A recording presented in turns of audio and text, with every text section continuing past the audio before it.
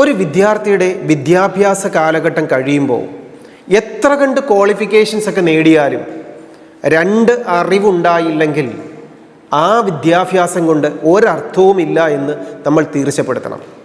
എന്താണ് ഈ രണ്ട് കാര്യങ്ങൾ? ഒന്ന്, ഞാൻ ഈ വിദ്യാഭ്യാസ കാലഘട്ടം കഴിയുമ്പോൾ ഞാൻ എൻ്റെ ജീവിതത്തിൽ ഒരു കരിയർ നേടാൻ, ഒരു പ്രൊഫഷൻ നേടാൻ, എനിക്കത് എൻജോയ് ചെയ്ത് അതിൽ ബെസ്റ്റായി മാറാൻ എൻ്റെ സ്കിൽ എന്താണെന്നൊരു തിരിച്ചറിവ് നമുക്കുണ്ടാക്കിയെടുക്കാൻ സാധിക്കണം. ഇല്ലെങ്കിൽ നമ്മുടെ മക്കൾക്ക് അത് ഉണ്ടാക്കി കൊടുക്കാൻ നമുക്ക് സാധിക്കണം. എന്താണ് എൻ്റെ റിയൽ സ്കിൽ?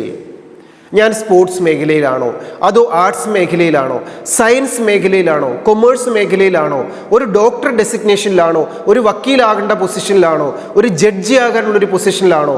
എന്ത് മേഖലയിൽ ശോഭിക്കാനുള്ള കഴിവാണ് എന്നിലുള്ളതെന്ന് ഒരു തിരിച്ചറിവ് ഉണ്ടാകാൻ പറ്റുന്നില്ലെങ്കിൽ എത്ര A+ഉം എത്ര സർട്ടിഫിക്കറ്റും വാങ്ങി എത്ര ക്വാളിഫിക്കേഷൻ നേടിയിട്ടും ഒരു കാര്യവുമില്ല.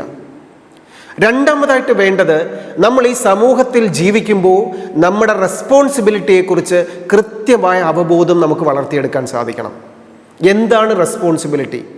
നമ്മളൊരു സാമൂഹിക ജീവിയാണ്.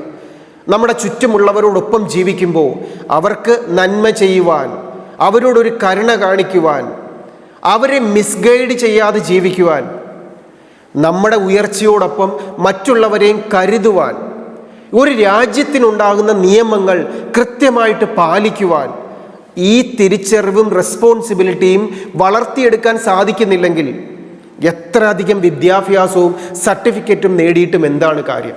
അപ്പോൾ നമ്മുടെ ജീവിതത്തിൻ്റെ എഡ്യൂക്കേഷൻ കാലഘട്ടം ഒരു വിദ്യാർത്ഥി തീരുമ്പോൾ, ഇല്ലെങ്കിൽ അവരുടെ ടേണിംഗ് പോയിന്റ് ആകുന്ന ഒരു എഡ്യൂക്കേഷൻ പീരീഡ് കഴിയുന്ന സമയത്ത് വിദ്യാർത്ഥികളിൽ അവരുടെ റെസ്പോൺസിബിലിറ്റിയെക്കുറിച്ചും കൃത്യമായ ഒരു സ്കില്ലിനെയും ഐഡൻറ്റിഫൈ ചെയ്യാനും അത് ജീവിതത്തിൽ പ്രാവർത്തികമാക്കാനുമുള്ള ഒരു കഴിവ് അവിടെ വളർത്തിയെടുക്കാൻ സാധിക്കുന്നില്ലെങ്കിൽ ഈ എഡ്യൂക്കേഷൻ എന്ന് പറയുന്നത് ഒരു വാല്യൂ ഇല്ലാതായി മാറിയിരിക്കും. ശരിയല്ലേ?